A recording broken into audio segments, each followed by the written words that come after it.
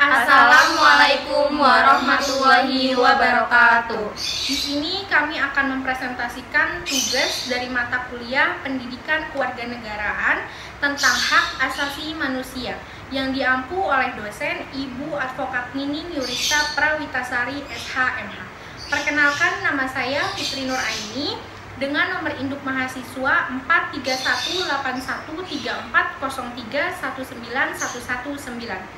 Perkenalkan, nama saya Dela Septiani dengan nomor induk mahasiswa 431813403190032. Perkenalkan, nama saya Sulis Mamwati dengan nomor induk mahasiswa 43181340319065. Kami mahasiswa akuntansi semester 2 STIY Triguana Bekasi yang berada di Jalan Radio Margahayu, Kecamatan Bekasi Timur. Yang pertama, sejarah hak asasi manusia yang ada di dunia. Dunia Barat atau Eropa paling dahulu menyuarakan HAM, di mana berdasarkan sejarah hak asasi manusia, Inggris paling utama menyerukan. Tercatat di Inggris terdapat filsuf yang mengungkapkan gagasan atau merumuskan adanya hak alamiah atau natural right, yaitu John Locke pada abad 17. Sejarah perkembangan hak asasi manusia di dunia barat ditandai dengan 3 hal penting, yaitu yang pertama, Magna Carta Liberum Inggris pada tahun 1215. Yang kedua, Revolusi Amerikan, bagian sejarah HAM 1776. Yang ketiga, Revolusi Prancis pada tahun 1789. Sejarah hak asasi manusia yang ada di Indonesia diawali kemerdekaan Indonesia. Tokoh seperti Muhammad Hatta merupakan orang yang paling vokal dalam menyuarakan HAM. Indonesia dalam memperjuangkan haknya sebagai bangsa harus melewati beberapa fase, seperti halnya pembentukan organisasi. Organisasi yang didirikan tersebut mewadahi banyak orang, di mana untuk merasa sadar bersama-sama memiliki hak-hak yang harus diperjuangkan dan dicapai. Sebagai contoh, Budi Utomo memperjuangkan hak masyarakat dan kemanusiaan lewat petisi-petisi dan surat yang disampaikan kepada kolonial Belanda waktu itu. Kemudian ada Sarekat Islam yang berusaha memperjuangkan hak-hak kemanusiaan dan menghilangkan diskriminasi secara rasial. Selanjutnya ada kasus pelanggaran hak asasi manusia yang terjadi di Indonesia. Yang pertama ada tragedi Trisakti, terjadi pada 12 Mei 1998. Dalam tragedi ini terjadi peristiwa penembakan mahasiswa Universitas Trisakti. Selanjutnya ada pembunuhan Munir. Munir Said Tholib adalah seorang aktivis hak asasi manusia. Munir juga merupakan pengkritik pemerintah yang berkuasa pada saat itu. Di tahun 2004, Munir ditemukan tewas dalam pesawat yang menuju Amsterdam. Hasil otopsi yang dilakukan oleh tim forensik Belanda menemukan adanya senyawa arsenik dalam jasad Munir. Yang ketiga ada peristiwa Tanjung Priok yang terjadi pada 12 September 1984. Warga Muslim Tanjung Priok melakukan aksi protes untuk membebaskan kawan mereka yang tidak bersalah. Aksi ini dilakukan oleh ribuan orang, namun tidak berhasil. Kerusuhan pun terjadi, dan pihak militer menembaki demonstran. Selain korban tewas dan luka, kerusuhan ini juga mengakibatkan banyak orang ditahan. Yang keempat ada pembantaian Rawagede. Pada agresi militer pertama, tepatnya 9 Desember 1947, terjadi pembantaian di kampung yang dilakukan oleh Belanda. Pembantaian Rawagede menewaskan 431 penduduk. Yang kelima ada pembunuhan Marsina. Marsina adalah seorang buruh pabrik di Jawa Timur dan juga aktivis pada zaman Orde Baru. Pembunuhan Marsina ini dilakukan karena aksi demonstrasi yang dilakukannya pada tanggal 3-4 Mei 1993. Beberapa hari setelahnya, Marsina menghilang dan ditemukan pada 8 Mei 1993 dalam keadaan meninggal. Hasil otopsi menyebutkan bahwa Marsina mengalami penyiksaan berat. Selanjutnya ada pelanggaran HAM di Aceh.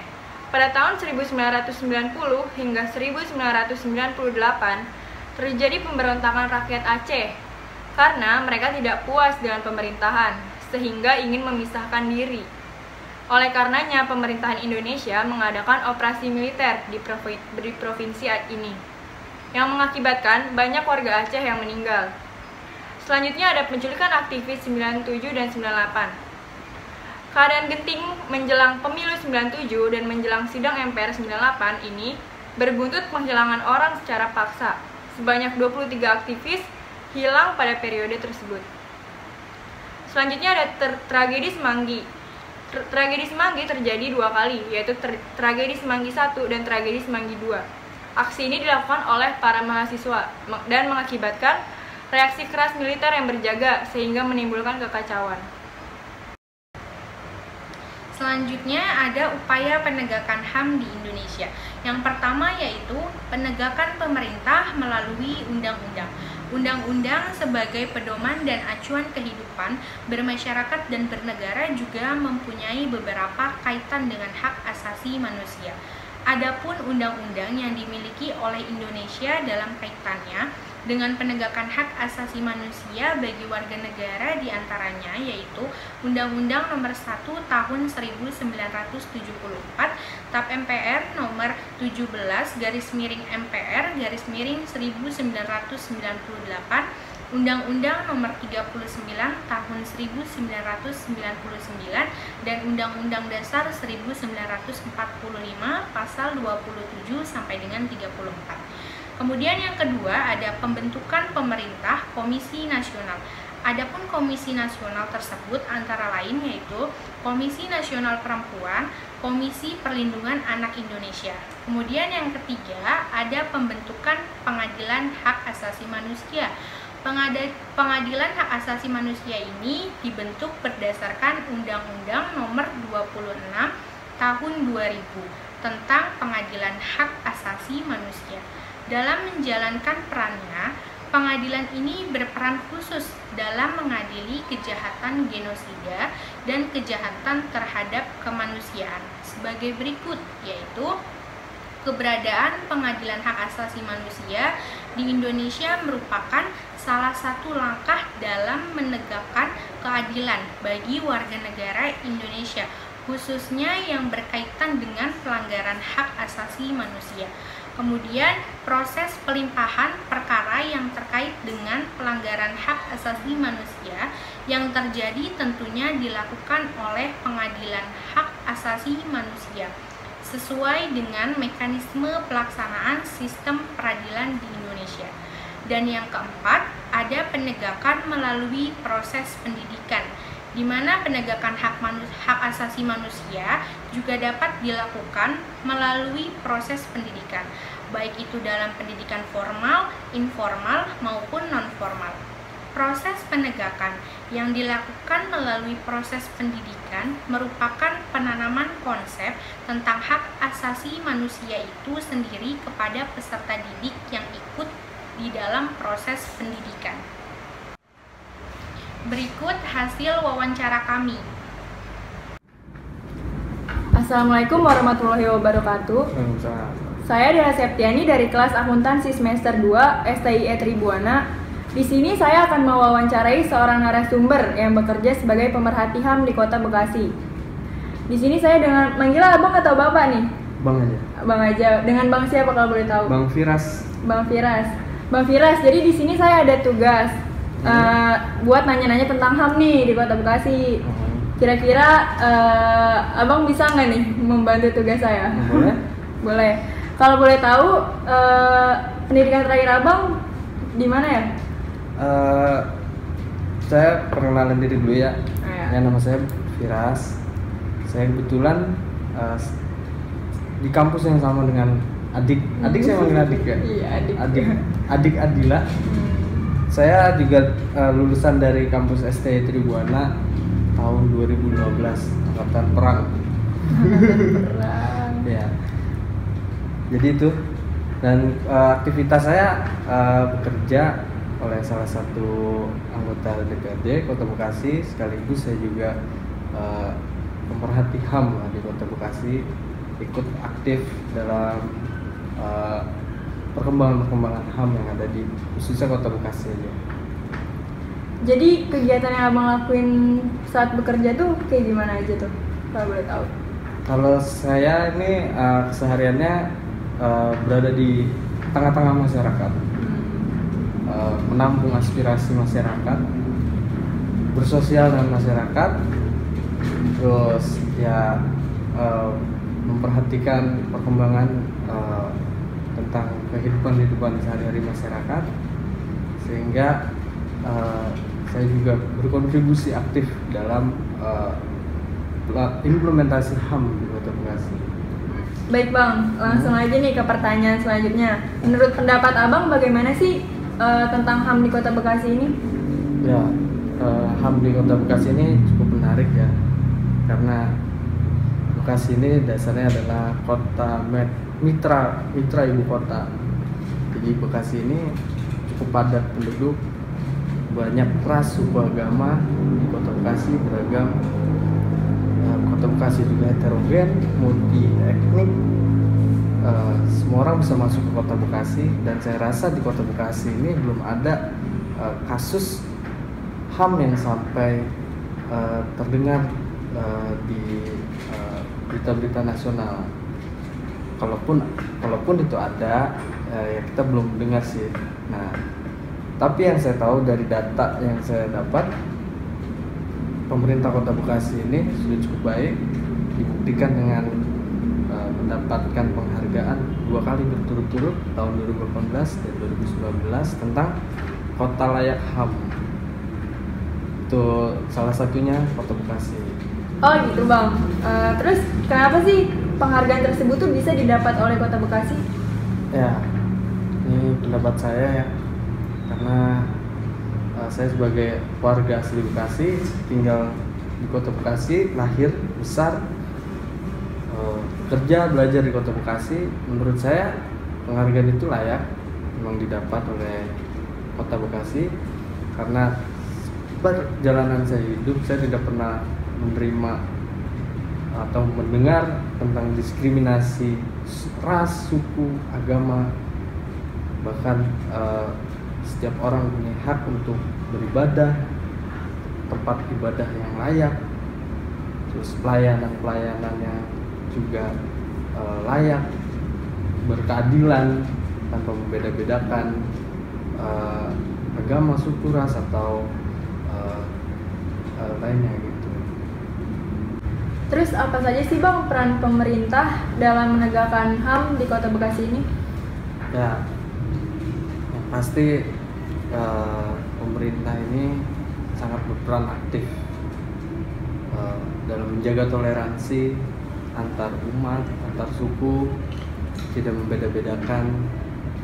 Terus ya siapapun boleh tinggal di Kota Bekasi, itu adalah salah satu bentuk implementasi. Terus siapapun boleh beribadah di Kota Bekasi, terus mendapatkan pelayanan yang sama tanpa membeda-bedakan dia warga Bekasi atau dia warga etnis lain. Terus kemudian ada juga pertimbangan-pertimbangan yang sangat ketat dalam setiap putusan atau peraturan-peraturan yang ingin dikeluarkan, itu sangat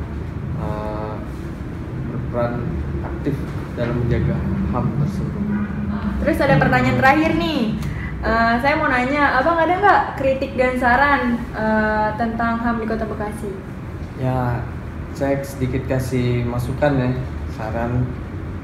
Menurut saya ada kekurangan, dan ini perlu dievaluasi sama pemerintah, yaitu mengenai tentang fasilitas-fasilitas publik yang perlu diperhatikan lagi, yaitu contohnya hak pejalan kaki ini masih minim, perlu ada penataan baru di sana. Terus hak pesepeda yang diberikan jalur khusus sepeda, terus juga di fasilitas-fasilitas umum publik lainnya seperti halte khusus ya yang ramah dengan difabel, terus JPU, jembatan penyeberangan umum juga masih belum ramah terhadap kaum difabel. Ya itu aja sih, saya rasa untuk saran dari saya. Selebihnya itu lebih baik Kota Bekasi yang mudah-mudahan di tahun 2020 ini mendapat penghargaan ketiga selanjutnya, yaitu dengan mendapat penghargaan Kota Layak HAM. Kita sama-sama doakan. Oke, terima kasih ya Bang udah Siap. meluangkan waktu Sama-sama. buat diwawancarai. Ya. Sukses selalu Bang. Sama-sama Adinda, semoga sukses dalam belajar menempuh pendidikannya sampai akhir. Amin. Sekian wawancara dari saya Dela Septiani dari kelas akuntansi semester 2 STI Tribuana. Wassalamualaikum warahmatullahi wabarakatuh. Jadi kesimpulannya adalah hak asasi manusia adalah hak dasar yang dimiliki manusia sejak manusia itu dilahirkan. Hak asasi dapat dirumuskan sebagai hak yang melekat dengan kodrat kita sebagai manusia, yang bila tidak ada hak tersebut, mustahil kita dapat hidup sebagai manusia. Setiap manusia memiliki keinginan untuk memenuhi HAM dalam kehidupannya. Untuk itu, kita jangan sampai melanggar atau menindas HAM orang lain. HAM yang didapatkan manusia berbeda-beda dan dibatasi orang lain. Setiap pelanggaran HAM yang terjadi tidak semuanya bisa diketahui oleh negara atau diawasi. Tetapi HAM diatur oleh perundang-undangan, jadi kemungkinan setiap yang melanggar atau menindas HAM akan diproses dalam pengadilan. Dan selanjutnya dari kesimpulan hasil wawancara kami, bahwa kasus HAM yang ada di Kota Bekasi belum terdengar di berita-berita nasional. Bahkan pemerintah Kota Bekasi mendapatkan penghargaan secara berturut-turut pada tahun 2018 sampai 2019, yaitu dengan Kota Layak Hak Asasi Manusia. Masukan untuk pemerintah di Kota Bekasi yaitu mengenai fasilitas publik yang perlu diperhatikan lagi, seperti hak pejalan kaki yang masih minim, perlu ada penataan baru. Lalu hak bersepeda, diberikan jalur khusus untuk yang bersepeda. Kemudian halte khusus yang belum ramah dengan difabel. Dan JPU atau jembatan penyeberangan umum juga masih belum ramah terhadap difabel. Sekian presentasi dari kami, semoga dapat bermanfaat. Kurang lebihnya mohon maaf. Wassalamualaikum warahmatullahi wabarakatuh.